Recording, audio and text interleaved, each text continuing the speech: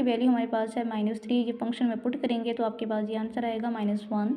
Similarly P1 की value हम put करेंगे फंक्शन के अंदर तो आपके पास आएगी वैल्यू 3।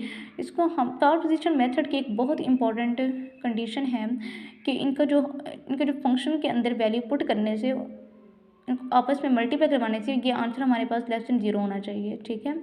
उसी सूरत में पावर पोजीशन मेथड हमारे पास एप्लीकेबल होता है। अगर ये हमारे पास इनको मल्टीप्लाई करवाने से अगर हमारे पास ये ग्रेटर देन 0 हो जाए, इसका मतलब है पावर पोजीशन मेथड हमारे पास फेल हो जाएगा। अब देखिए एफ ऑफ पी नॉट की वैल्यू हमारे पास -1, एफ ऑफ P1 की वैल्यू हमारे पास 3। इन दोनों को आपस में मल्टीप्लाई करवाएंगे, एक नेगेटिव वैल्यू है एक पॉजिटिव वैल्यू है, इट्स मीन कि इनको जब हम मल्टीप्लाई करवाएंगे तो ये लेस देन होगी 0 से, ठीक है। इसका मतलब है पावर पोजीशन मेथड हमारे पास एप्लीकेबल है। हम क्या करेंगे, P2 is equal to P1 minus F of P1, P1 minus P not, F of P1 minus F of P not. अब यहाँ पर इनकी वैल्यूज़ हम निकाल चुके हैं, हम यहाँ पर इनकी वैल्यू पुट कर देंगे। पुट करने के बाद आपके पास आ जाएगा P2 is equal to -2.5। P2 की वैल्यू को जब हम फंक्शन के अंदर पुट करेंगे तो आपके पास आएगा 2.125, ठीक है। अब नेक्स्ट हमारा स्टेप क्या है, फंक्शन हमारे पास क्या है, एफ ऑफ P2 2.125। इसी प्रीवियस फंक्शन क्या था, एफ ऑफ P1 हमारे पास क्या है 3। अब हम इन दोनों को मल्टीप्लाई करवाते हैं, मल्टीप्लाई करवाने से क्या होगा, 3 हमारे पास पॉजिटिव है, एफ ऑफ P1 की वैल्यू हमारे पास पॉजिटिव है, एफ ऑफ P2 की वैल्यू हमारे पास पॉजिटिव है। डेफिनेटली इनको जब हम मल्टीप्लाई करवाएंगे तो ये हमारे पास ग्रेटर देन 0 होगा। अब हम क्या करेंगे, इसको स्किप करेंगे, एफ ऑफ P1 को हम स्किप करेंगे। क्यों स्किप करेंगे, क्योंकि ये हमारे पास ग्रेटर देन 0 है, तो ये वाली ये एफ ऑफ P1 को हम एलिमिनेट कर देंगे। अब हम इससे पीछे जाएंगे, तो हमारे पास होगा एफ ऑफ P नॉट है। अब एफ ऑफ P0 और एफ ऑफ P2 को जब आपस में मल्टीप्लाई करवाएंगे तो डेफिनेटली ये लेस देन 0 होगी, बिकॉज -1 ये हमारे पास नेगेटिव है, ये हमारे पास पॉजिटिव है। जब हम इसको मल्टीप्लाई करवाएंगे तो डेफिनेटली ये हमारे पास लेस देन 0 होगा। अब देखिए यहाँ पर फार्मूला भी हमारे पास चेंज होगा, एफ ऑफ P2 और एफ ऑफ P0 ये हमारे पास लेस देन 0 है, तो इसका फार्मूला क्या होगा हमारे पास, P3 is equal to P2 minus F of P2 minus P0 आएगा। यहाँ पर हमारे पास था P1 माइनस P0, ठीक है। अगर तो हमारे पास एफ ऑफ P1 और एफ ऑफ P2 ये लेस देन 0 होता तो फिर हम यहाँ पर लिखते P2 माइनस P1, लेकिन ऐसा नहीं हुआ, ये हमारे पास ग्रेटर देन 0 था, ठीक है, इसलिए हम इसको स्किप करेंगे। अब देखिए एफ ऑफ P2 और एफ ऑफ P0 ये हमारे पास लेस देन 0 है, इट्स मीन हम अपने फार्मूले को भी इस तरह से सेट करेंगे, P2 minus F of P2 minus P0, F of P2 minus F of P0, ठीक है। अब यहाँ पर इसकी वैल्यूज़ आप पुट कर देंगे। वैल्यूज़ पुट करना कोई मुश्किल काम नहीं है। सबसे पहले आप अपने कैलकुलेटर को रेडियन में कन्वर्ट करें, उसके बाद ये आराम से ये वैल्यूज़ पुट करें तो आपके पास आ जाएगा P3 is equal to -2.84। Similarly P3 की वैल्यू भी हम अपने फंक्शन के अंदर पुट करेंगे। पुट करने के बाद फंक्शन कौन सा है, ये फंक्शन है, ठीक है, हमने यहाँ पर पुट करनी है वैल्यूज़। पुट करने के बाद आपके पास आएगा 0.29049।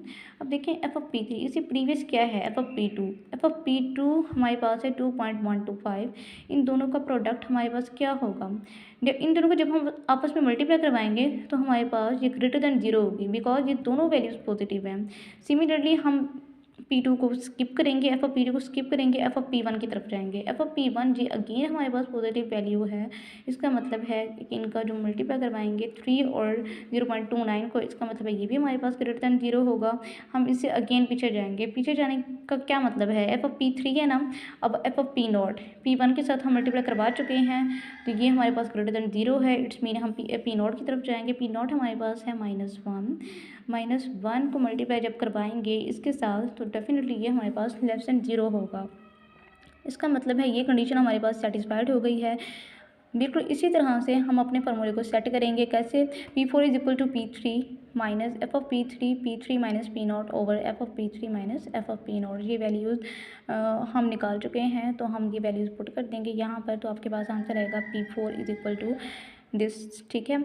अब यहाँ पर देखें एफ ऑफ P4 फंक्शन के अंदर जब हम P4 की वैल्यू पुट करेंगे तो आपके पास ये पॉजिटिव आंसर होगा 0.025529, ठीक है। P4 के बाद अब हम चेक कर लेते हैं अपना एब्सोल्यूट एरर। एब्सोल्यूट एरर किस तरह से चेक करना है, P4 को माइनस करेंगे P3 से, करने के बाद आपके पास आएगा 0.0360, ठीक है, जो कि ग्रेटर है 10⁻⁻4। 10⁻⁻4 का मतलब होता है 0.301, ठीक है, वो एक छोटा नंबर है। इट्स मीन ये हमारे पास बड़ी वैल्यू है। इसका मतलब है कि हम अपना प्रोसेस कंटिन्यू करेंगे। अब देखिए, हम अपना प्रोसेस कंटिन्यू रखेंगे। एफ ऑफ P4 की वैल्यू हमने निकाल चुके थे। एफ ऑफ P4 की वैल्यू को हम मल्टीप्लाई करवाएंगे एफ ऑफ P3 से। एफ ऑफ P3 हमारे पास क्या था, एफ ऑफ P3 हमारे पास था 0.29049, ठीक है, और एफ ऑफ P4 हमारे पास है 0.025529। जब हम इसको आपस में मल्टीप्लाई करवाएंगे तो हमारे पास ये दोनों वैल्यूज़ पॉजिटिव हैं, तो ये ग्रेटर देन 0 होगा। सिमिलरली एफ ऑफ P2 और एफ ऑफ P4 ये दोनों वैल्यू भी पॉजिटिव हैं, इसका मतलब है ये भी ग्रेटर देन 0 होंगी। अगेन ये भी ग्रेटर देन 0 होंगी, लेकिन एफ ऑफ P0 की वैल्यू हमारे पास नेगेटिव है। इसका मतलब है कि एफ ऑफ P0 को जब हम एफ ऑफ P4 से मल्टीप्लाई करवाएंगे तो ये हमारे पास लेस देन 0 होगी, ठीक है। अब देखिए, यहाँ पर हम अपने फार्मूले को इस तरह से सेट करेंगे। एफ ऑफ P4 और एफ ऑफ P0 हमारे पास फार्मूले के अंदर इन्वॉल्व होंगे। हम किस तरह से लिखेंगे, P5 is equal to P4 minus F of P4 minus P0 F of P over में F of P4 minus F of P0। इनकी वैल्यूज़ हम यहाँ पर पुट करेंगे। पुट करने के बाद आपके पास P5 की वैल्यू आ जाएगी। सिमिलरली हम P5 की वैल्यू को अगेन फंक्शन के अंदर पुट करेंगे तो आपके पास ये आंसर आ जाएगा। अब हम दोबारा चेक करते हैं। देखिए, यहाँ पर एफ ऑफ P4 की वैल्यू हमारे पास पॉजिटिव है, एफ ऑफ P2 की वैल्यू हमारे पास पॉजिटिव है, एफ ऑफ P3 की वैल्यू पॉजिटिव है, एफ ऑफ P1 की वैल्यू हमारे पास पॉजिटिव है। इसका मतलब है कि इन सब के साथ एफ ऑफ P5 को इन सब के साथ अगर हम मल्टीप्लाई करवाएं तो डेफिनेटली ये हमारे पास ग्रेटर देन 0 होगी। अगर हम एफ ऑफ P0 की तरफ जाएँ तो वो हमारे पास नेगेटिव वैल्यू है। तो एफ ऑफ P0 को जब हम एफ ऑफ P5 से मल्टीप्लाई करवाएंगे तो आपके पास आएगी ये लेस देन 0 आएगी वैल्यू, ठीक है। इसलिए हम अपने फार्मूले को भी इस तरह से सेट करेंगे। एफ ऑफ P5 और एफ ऑफ P0 हमारे फार्मूले के अंदर इन्वॉल्व होंगे, तो आप इस तरह से इसको सेट कर सकते हैं। आप देखें, यहाँ पर इसकी वैल्यूज़ हम पुट करेंगे तो आपके पास आंसर आएगा P6 is equal to minus 2.8793615, ठीक है, आपके पास ये वैल्यू आएगी। अब देखिए, यहाँ पर अगर हम P7 की वैल्यू निकालें, P7 की वैल्यू क्या है, P6 minus F of P6 minus P0। यहाँ पर अगेन जब हम एफ ऑफ P6 निकालेंगे तो हमारे पास एफ ऑफ P6 और एफ ऑफ P0 की वैल्यू हमारे पास लेस देन 0 होगी, ठीक है। तो हम उन दोनों को इस फार्मूले के अंदर इन्वॉल्व करवाएंगे। तो हमारे पास जो P7 की वैल्यू है वो है माइनस 2.8793615। अब देखिए, P6 की वैल्यू हमारे पास थी माइनस 2.8736। इसका मतलब है ये वैल्यूज़ हमारे पास रिपीट हो रही हैं, तो हम कह सकते हैं इसी प्रीवियस की तरफ जाएंगे तो हमारे पास होगी P6 is equal to minus 2.879। ये हमारे पास फाइनल आंसर होगा, ठीक है। अगर हमारे पास वैल्यू रिपीट हो रही हैं इसका मतलब हम यहाँ पर स्टॉप कर देंगे और इससे जो प्रीवियस होगी हमारे पास वैल्यू, जैसे P7 है तो यहाँ पर ये वैल्यू सेम आ रही है, P6 की वैल्यू भी सेम आ रही थी और P7 की वैल्यू भी सेम आ रही थी। इसका मतलब हम P6 की वैल्यू को पिक कर लेंगे। ये आपके पास फाइनल आंसर आ जाएगा।